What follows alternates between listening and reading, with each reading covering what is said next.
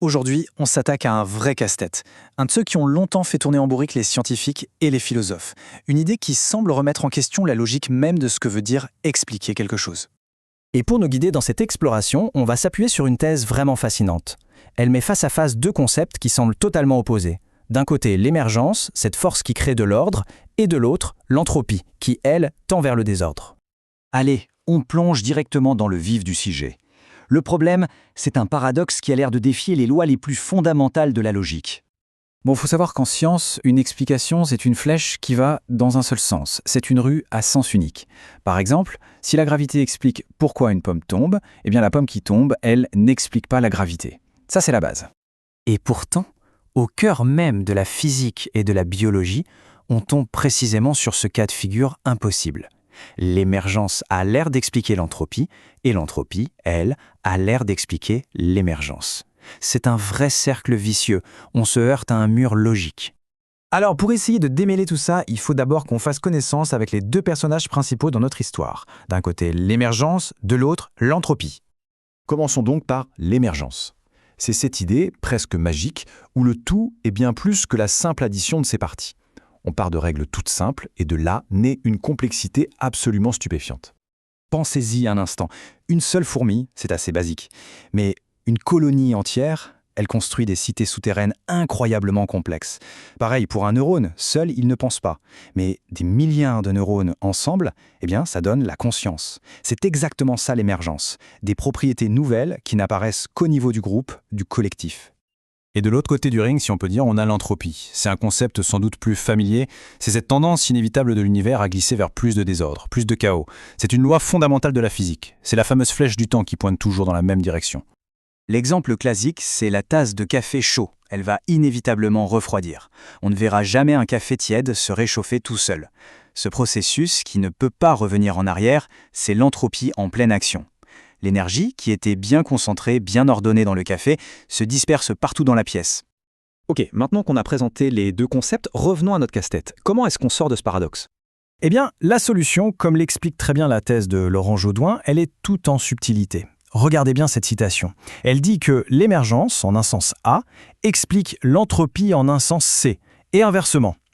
Le secret, il est là, caché dans ces petits mots « en un sens ». Ça veut dire qu'on ne parle pas toujours de la même chose. En fait, tout le paradoxe n'est qu'un immense malentendu, un quiproquo, comme au théâtre. On utilise les mêmes mots, émergence et entropie, mais on leur fait dire des choses différentes sans s'en rendre compte. C'est une sorte d'erreur sur la personne, ou plutôt sur le concept. Bon, décortiquons ça.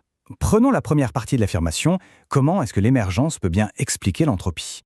Alors voilà l'idée. Au niveau microscopique, celui des molécules individuelles, les lois de la physique sont réversibles. C'est comme un film qu'on peut jouer à l'envers sans que ça choque. Mais à notre échelle, au niveau macroscopique, essayez donc de débrouger un œuf. C'est impossible. Cette irréversibilité, cette flèche du temps qu'on observe tous les jours, elle n'existe qu'à grande échelle. Et c'est là que ça devient génial. Cette irréversibilité, ce n'est pas une loi fondamentale du micro-monde, c'est une propriété qui émerge du comportement collectif de milliards et de milliards de particules. C'est l'émergence de cette propriété à grande échelle qui, à son tour, explique ce qu'on appelle l'entropie thermodynamique, cette tendance à l'équilibre. Ok, premier cas résolu. Maintenant, attaquons-nous à l'autre côté du miroir.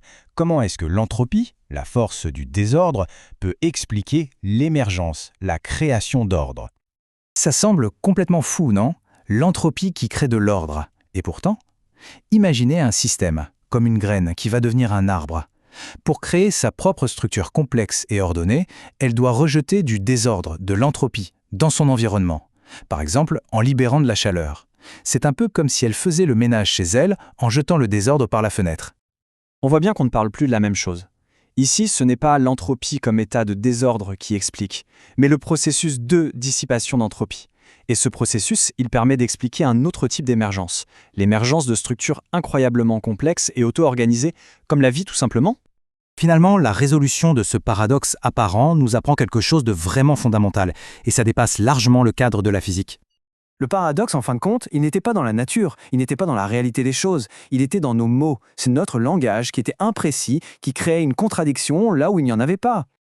Mais attention, ce n'est pas forcément un défaut. Comme le dit l'auteur, cette polysémie, le fait qu'un mot ait plusieurs sens, ça peut même être très fécond. L'important, c'est juste d'être clair et de savoir précisément de quel concept on parle à quel moment. Et ça nous laisse avec une question assez vertigineuse.